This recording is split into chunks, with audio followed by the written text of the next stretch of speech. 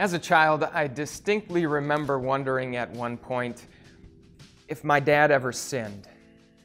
I knew from the Bible, of course, that everybody sins, and so my dad must sin too, but I never actually saw it. I suppose part of that is the fact that God blessed me with a pretty good dad, and part of it was probably that I simply assumed that because he was dad, whatever he did, he had the right to do. If he did something, it must be okay. Do you think your kids ever wonder that about you? I know my kids don't. And it kind of kills me. As fathers, we know that it's part of our job to teach our kids right from wrong. We want to set good examples for them. We want to be great role models for them. And then there's that first time when your kids see you do something that you're absolutely ashamed of, but you know you can't take back.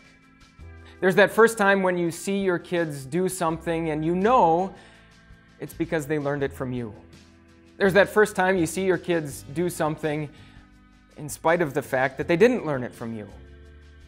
We quickly find out that none of us can be perfect role models for our kids, and none of us can raise perfect children. Do you know whose fault that is? It's Adam's. Adam was the one father who had the opportunity to be the perfect role model and raise perfect children, but when he and his wife Eve ate that forbidden fruit, all of that was ruined. When Adam and Eve had children, they were born already sinful, as were their children, and your parents' children, and your children. None of us can raise perfect children, and you can imagine how it must have killed Adam to watch as his sin was passed from one generation to the next. I'm guessing it caused Adam to take his job pretty seriously. See, shortly after Adam and Eve disobeyed God, God graciously promised to send a Savior, one who would be perfect, not as a role model for them, but as their substitute. One whose perfection didn't need to be copied or duplicated, but one whose perfection would count for us all. In the book of Romans, Paul puts it this way: just as through the disobedience of the one man, that's Adam, the many were made sinners, so also through the obedience of the one man, that's Jesus, the many will be made righteous. Even as Adam watched as sin was passed on from generation to generation, he could also watch as that promise of a Savior was handed down from one generation to the next. What does it mean to be a father who's full of faith?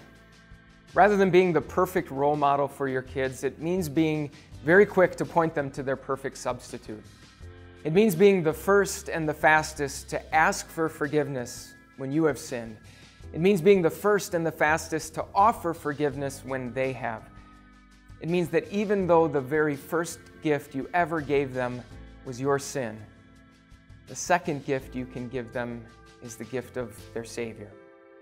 Rather than having kids who think that their dad always gets it right, give them a father who's full of faith, who quickly points them to the one who did. Would you like these videos sent to your email?